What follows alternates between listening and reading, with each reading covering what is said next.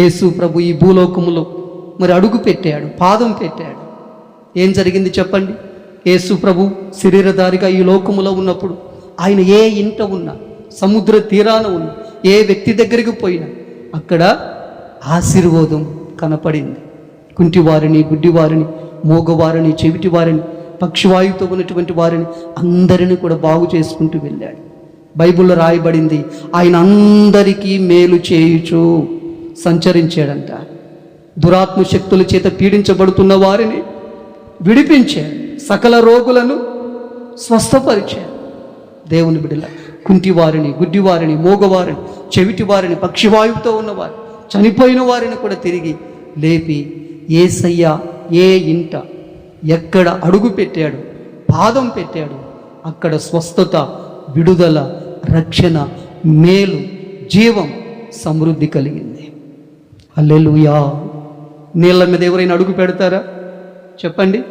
యేసయ్య నీళ్ళ మీద నడుచుకుంటూ రాత్రి 4వ జామున అపాయకరమైన పరిస్థితుల్లో ఉన్నారు శిష్యులు. సముద్రములో, దోణిలో, పడవలో ఆ దోణి నడిపిస్తూ ఉంటే గాలి ఎదురైంది. వాళ్ళు ఇక దోణిను నడిపించలేకపోతున్నారు. బైబిల్లో రాయబడింది అపాయకరమైన పరిస్థితుల్లో ఉన్నారంట. కానీ ఎవరు చూశారు చెప్పండి?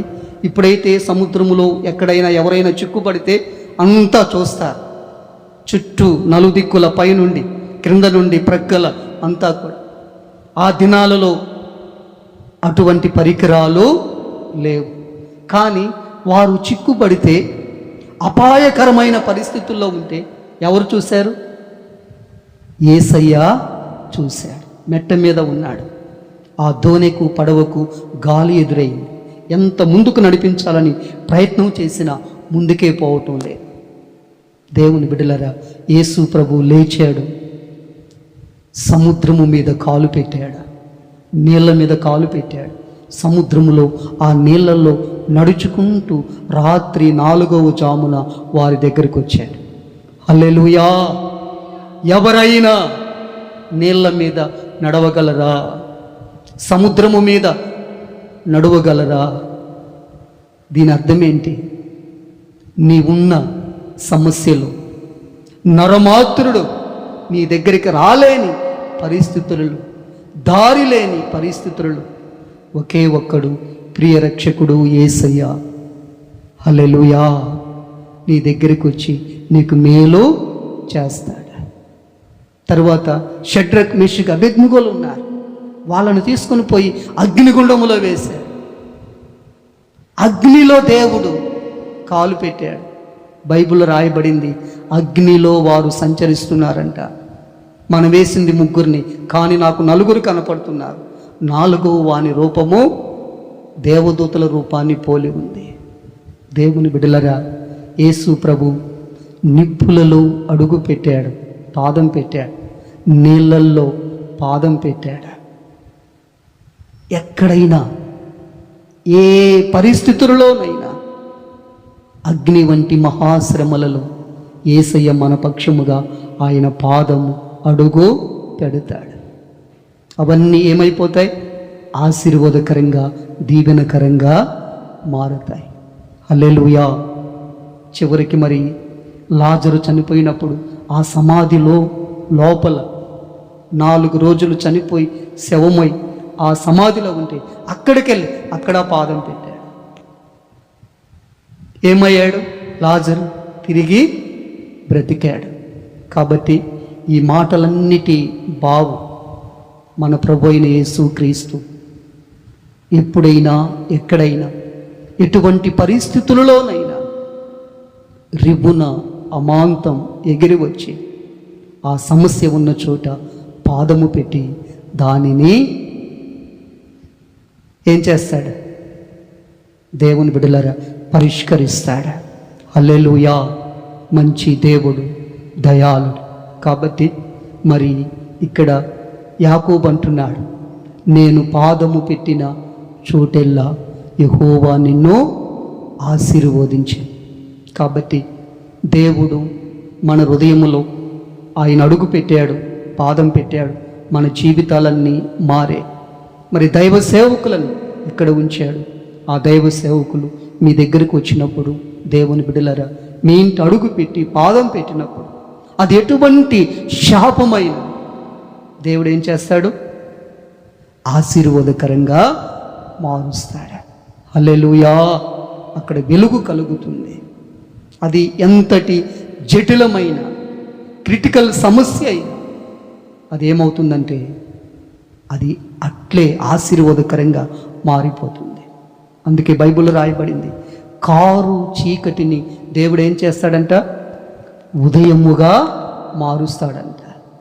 ఎవరైనా మారుస్తారా చెప్పండి? ఇప్పుడు పగలు దీన్ని ఎవరైనా మారుస్తారా? రాత్రి అవుతుంది, దాన్ని ఎవరైనా మారుస్తారా? అవి దేవుని పనులు, దేవుని చేతి పనులు. వాక్యం అంటుంది, కారు చీకటిని ఆయన ఉదయముగా మారుస్తాడంట. సహోదరి పాట పాడుతుంది, అంగలార్పును నాట్యముగా మార్చాం, నా అంగలార్పును నాట్యముగా మార్చాం. గోనె పట్ట నుండి విడిపించావు. గోనె పట్ట అంటే ఏంటి? గోనె పట్ట అంటే మన పాదాల క్రింద వేసుకొని త్రొక్కేదా? పాత నిబంధన కాలంలో ఇశ్రాయేలు ప్రజలు శ్రమ వచ్చినప్పుడు గోనె పట్ట కట్టుకొని బూడిద చల్లుకొని ప్రార్థన చేసేవారు. ఒంటి మీద ఉన్న వస్త్రాలు తీసేసి గోనె పట్ట కట్టుకునేవారు, తల మీద ధూళి పోసుకునేవారు. అలానే ఇక ఉపవాసం ఉండి మోకరించి ప్రార్థన చేసేవారు. అప్పుడేం జరిగేది? దేవుడు కార్యం చేసేవాడు. ఏ సమస్య, ఏ ప్రాబ్లం వారికి ఉన్నదో దానిలో నుండి దేవుడు వారిని విడిపించినప్పుడు ఆ గోనె పట్ట తీసేసి మంచి సుందర వస్త్రాలు తొడుగుకొని దేవుణ్ణి స్తుతించేవారు. హల్లెలూయా. కష్టం వచ్చినప్పుడు, శ్రమ వచ్చినప్పుడు గోనె పట్ట కట్టుకొని తల మీద ధూళి పోసుకొని ప్రార్థన చేస్తే, ప్రార్థన ఆలకించిన దేవుడు సమస్యను పరిష్కరిస్తే, లేచి గోనె పట్టను ప్రక్కన పడేసి శుభ్రంగా తలస్నానం చేసి సుందర వస్త్రాలు ధరించి దేవుణ్ణి స్తుతించేవారు. దీన్ని ఏమన్నారంటే, నా గోనె పట్ట విడిపించావు, సుందర వస్త్రాలు తొడిగావు, అంగలార్పును నాట్యముగా మార్చావు. గనుక దేవుని బిడ్డలారా, మన దేవుడు మార్చేవాడు కారు చీకటిని, ఆ చీకటి వంటి సమస్య ఉదయముగా మార్చేవాడు, అంగలార్పును నాట్యముగా మార్చేవాడు, గోనె పట్ట నుండి విడిపించి సుందర వస్త్రాలు తొడిగేవాడు. కాబట్టి మీ పాదాలు యెరూషలేము అనబడి దేవుని మందిరములో గుమ్మములో నిలబడితే ఇక్కడ ఆశీర్వాదం. దైవ సేవకులు మీ ఇంటికి వచ్చి దైవ జనుని పాదాలు మీ ఇంట్లో మీ గుమ్మములు అలా నిలబడినప్పుడు, తాకినప్పుడు, అడుగు పెట్టినప్పుడు అక్కడ ఆశీర్వాదం. హల్లెలూయా. ఈ ఆశీర్వాదాలు మీరు పొందుకొని ముందున్న దినాలు, భావి జీవితం ఒక నూతన తేజస్సు మహిమతో నింపబడాలని దేవుడు కోరుకుంటున్నాడు. హల్లెలూయా.